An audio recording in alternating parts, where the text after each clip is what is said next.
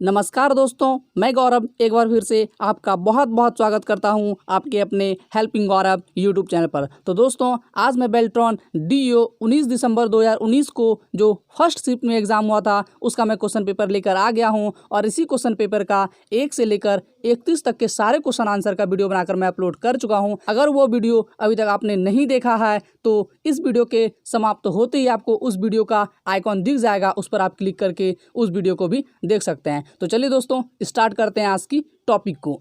Mail merge process में 3 document शामिल होते हैं। मेन डॉक्यूमेंट एक होता है, एक डेटा सोर्सेस होता है तथा मर्ज डॉक्यूमेंट भी होता है। आगे बढ़ते हैं। आप अपने समस्त ग्राहकों को एक मानक पत्र भेज रहे हैं। आप पत्र में अपने ग्राहकों के नाम व पते लिखना चाहते हैं। MS वर्ड 2016 में आप क्या इंसर्ट करेंगे? डेटा सोर्सेस इंसर्ट करेंगे। आगे बढ़ते हैं। क्लास A नेटवर्क में पहले 8 बीट एड्रेस के नेटवर्क पार्ट होते हैं और 24 शेष बीट एड्रेस के होस्ट पार्ट होते हैं। आगे बढ़ते हैं दोस्तों।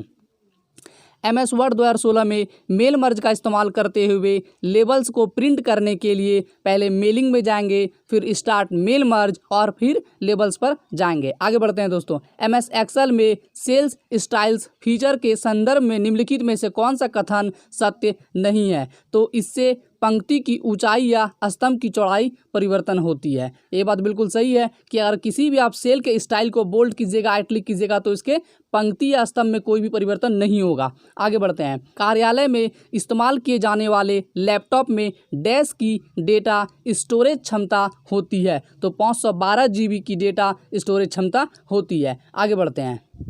MS एक्सेल में वर्कशीट की नेमिंग के लिए निम्नलिखित में से कौन सा वैध फाइल नाम है? बडगेट 1। आगे बढ़ते हैं दोस्तों। MS वर्ड डॉक्यूमेंट में इंसर्ट ऑब्जेक्ट विकल्प का इस्तेमाल करते हुए एक मौजूदा वर्कशीट से डेटा को अंत स्थापित करने के संदर्भ में निम्नलिखित में से कौन सा कथन सत्य है? मौजूदा MS एक्सेल फाइल इस तरह एम्बेडेड की जा सकती है, वर्ड डॉक्यूमेंट में केवल एक MS एक्सेल का आइकॉन दिखेगा। ये बात बिल्कुल सही है। आगे बढ़ते हैं दोस्तों। MS पावर पॉइंट में स्लाइड सॉर्टर व्यू के संदर्भ में निम्नलिखित में से गलत कथन का चयन कीजिए। तो किसी स्लाइड के कंटेंट को परिवर्तन करना, ये बिल्कुल गलत है। आगे बढ़ते हैं। MS Excel wrap text feature text को समायोजित करने के लिए डैश को एडजस्ट करता है, रो की ऊंचाई को वो एडजस्ट करता है। आगे बढ़ते हैं। 5 MS वर्ड डॉक्यूमेंट एक विशिष्ट समय पर खुले हुए हैं। यदि आप इन खुले हुए डॉक्यूमेंट पर बारी बारी से जाना चाहते हैं तो आप किस टैब का उपयोग करेंगे? तो व्यू के बाद स्विच विंडोज़ पर जाना है। आगे बढ़ते हैं। MS वर्ड में किसी टेक्स्ट का फॉन्ट परिवर्तन करने के लिए क्या करना होगा? तो हम लोगों को परिवर्तन किए जाने वाले टेक्स्ट को पहले सेलेक्ट करेंगे, फिर होम टैब पर जाएंगे, फिर फाउंट बॉक्स पर जाएंगे, ड्रॉप डाउन एरो पर क्लिक करेंगे, उसके बाद वांछित फाउंट का चयन करेंगे जो आपको करना होगा। जैसे कि बोल्ड करना है तो वहाँ पे बोल्ड का होगा, आइटलिक करना है, आइटलिक आपको आकार बढ़ाना है, वो सब कर पाइएगा। आगे बढ़ते हैं।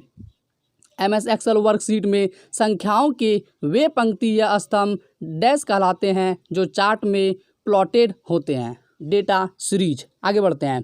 MS वर्ड में प्रिंट प्रीव्यू पाने के लिए Ctrl+P के अतिरिक्त किस शॉर्टकट कुंजी का उपयोग किया जा सकता है? तो कंट्रोल के साथ आप F2 भी दबा सकते हैं। आगे बढ़ते हैं। रिक्त स्थानों की पूर्ति करें। स्टार्ट बटन पर क्लिक करने के बाद आपको ऑल प्रोग्राम का ऑप्शन आपको लेफ्ट साइड के नीचे में दिख जाएगा। फिर आप MS ऑफिस को चूज़ कीजिएगा। MS ऑफिस को चूज़ करने के बाद आप MS वर्ड पर क्लिक कीजिएगा तो MS वर्ड ओपन हो जाएगा। तो आगे बढ़ते हैं दोस्तों। MS वर्ड में टेक्स्ट की फॉर्मेटिंग करते समय निम्नलिखित में से कौन सा वैध विकल्प नहीं है जो उपलब्ध होता है? तो एक्सपोनेंट। हाँ दोस्तों, सुपर स्क्रिप्ट, सब स्क्रिप्ट और स्ट्राइक थ्रू जो होता है वो तो होता है, लेकिन एक्सपोनेंट नहीं होता है। आगे बढ़ते हैं। निम्नलिखित में से कौन सा कमांड बटन MS एक्सेल के जगह पे वर्ड भी यहाँ पे हो सकता है। MS एक्सेल में सेल के कंटेंट का फॉन्ट साइज नहीं परिवर्तन कर सकते हैं, तो श्रिंक टेक्स्ट टू फिट। तो चलिए दोस्तों आगे बढ़ते हैं। डैश एक आइकॉन होता है जो आपको उस आइकॉन तक निर्देशित करता है जो कंप्यूटर में कहीं और स्थित होता है। यह यूजर के लिए उस आइटम तक एक्सेस अधिक सुगम बनाता है और इसे आइकॉन के कोने में एक छोटे तीर द्वारा पहचाना जाता है, तो उसे हम लोग बोलते हैं शॉर्टकट। आगे बढ़ते हैं। MS पावर पॉइंट में आप स्लाइड के साइज का निर्धारण करने के लिए विकल्प कहाँ पा सकते हैं? तो डिज़ाइन में। आगे बढ़ते हैं। निम्नलिखित में से कौन सा प्रोग्राम यूज़र को डिलीट फाइल तक एक्सेस प्रदान करता है? तो विंडोज़ एक्सप्लोरर। आगे बढ़ते हैं। यदि आप MS Excel 2016 worksheet stand out पर विशिष्ट डेटा बनाना चाहते हैं तो डैश जैसे कि एरो, स्टार या बैनर का उपयोग करना एक अच्छा तरीका होगा। तो स्मार्ट 8। आगे बढ़ते हैं। कंप्यूटर नेटवर्क कार्ड और नेटवर्क राउटर को कनेक्ट करने वाली केबल को डैश कहा जाता है? तो रजिस्टर्ड जैक 45। ये इंपॉर्टेंट क्वेश्चन है दोस्तों। आगे बढ़ते हैं। MS वर्ड में मेल मर्ज के लिए यदि आप MS एक्सेल में डेटा सोर्सेज का इस्तेमाल कर रहे हैं तो इसमें कुछ स्पेसिफिकेशन मिल सकते हैं। इस संदर्भ में निम्नलिखित में से कौन सा कथन गलत है? तो लिस्ट में कोई रिक्त स्तंभ या पंक्ति नहीं होना चाहिए। आगे बढ़ते हैं। विंडोज़ XP में डैश बटन होते हैं जो आपको समान टूल तथा वर्तमान में चल रहे प्रोग्रामों तक त्वरित एक्सेस देता है। तो टास्क बार। आगे बढ़ते हैं। मेल मर्ज के लिए डेटा सोर्सेज के रूप में MS एक्सेल स्प्रेडशीट तैयार करने के लिए यह सुनिश्चित करें कि आपकी स्प्रेडशीट में डैश के नाम उन फील्ड के नामों से सुमेलित हो जिन्हें आप अपनी मेल मर्ज में इंसर्ट करना चाहते हैं। तो उसे कॉलम कहते हैं। आगे बढ़ते हैं। MS एक्सेल में लॉक या अनलॉक सेल फंक्शन के कार्य करने के लिए इनमें से किस विकल्प का इनेबल किया जाना चाहिए? तो प्रोटेक्ट वर्कबुक फंक्शन को इनेबल करने की आवश्यकता होती है। आगे बढ़ते हैं। कॉलम बी की समस्त सेल्स के कंटेंट को बोल्ट व आइटलिक करने के लिए आप क्या करेंगे? तो पहले कॉलम बी को सेलेक्ट करेंगे, फिर होम मेन्यू पर जाएंगे, उसके बाद फाउंड सेक्शन पर जाने के बाद बी पर क्लिक कर देंगे तो बोल्ट हो जाएगा और आई पर क्लिक करेंगे तो आइटलिक हो जाएगा। आगे बढ़ते हैं।